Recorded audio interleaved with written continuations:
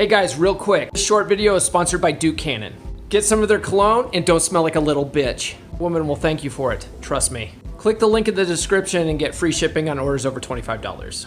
The way you talked about it in your video, you're like, it's like 40 years of therapy in one session. So let's talk about that a little bit. It's how do you pronounce it?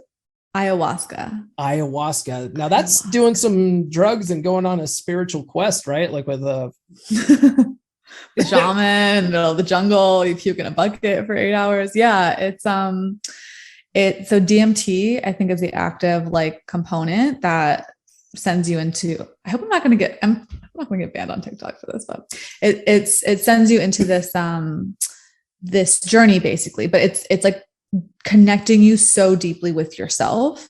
Like, it's not, some people think that it's, you know, this external and alien. It's like, no, it's just yourself. Like, it's just you and an opportunity to chill your conscious mind out and really like swim in the depths of your subconscious and work through a lot of your own stuff and have your stuff reflected back to you in a really profound way. And I say with any modality, right? Like with some people that I know, breath work is amazing for them and they've had incredible results with breath work. It never totally worked for me. What's breath work?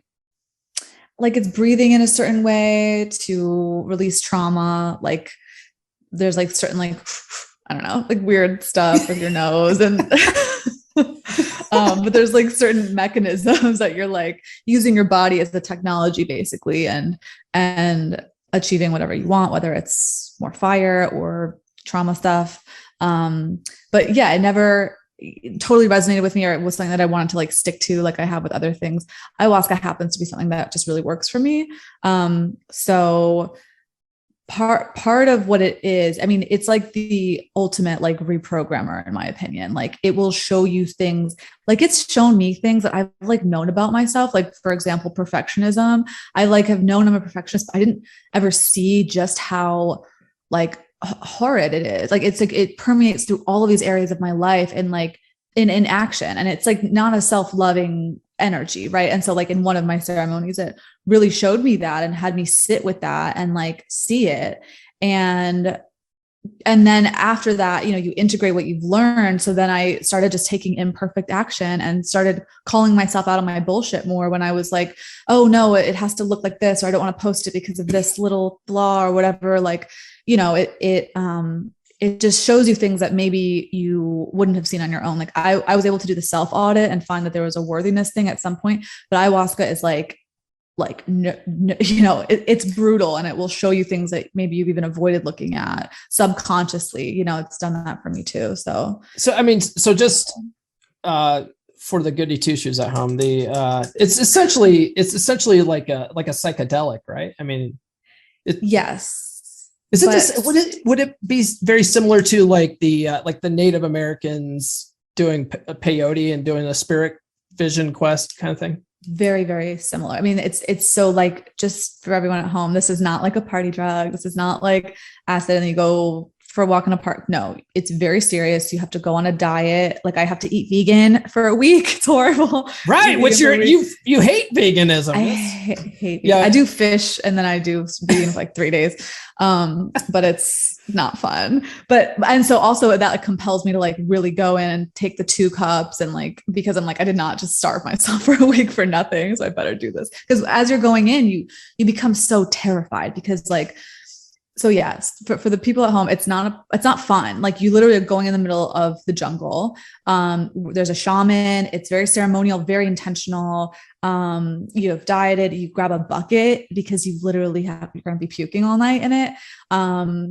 And I mean, you're with other people just sitting in this maloka, going through this process for like 6 to 8 hours just and group vomiting.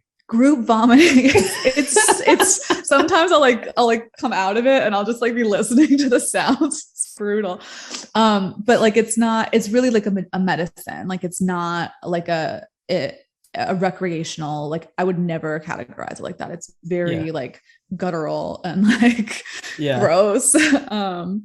But it really, I mean, it's worked for me for so much. I mean, I forgave my mother, like on a deep emotional level. I never thought I would really like have love for her. I like was like just revering her so much. She horribly mistreated me. For everyone just tuning in, maybe you don't know my content, but she mistreated me a lot. I was able to forgive her and open my heart in that way. Like these deep, deep things, reflecting back to my own avoidance and how I'm doing that not only in romance, but in my business, like things that I haven't been able to see, but then once you see, you can't unsee. And so then you're forced to integrate it and to like take the action that you see is required of you if you want to fulfill your intention. So you also go into these ceremonies with intentions. My intentions line up with the intentions that I have with this mindset stuff. And it's just really powerful. And for me, it works. And I've seen just incredible results in my life, with that, but it's very extreme. It's very intense. It's not for everyone. Like if you have a heart condition, it's not good. If you're on medication, you can't really take it.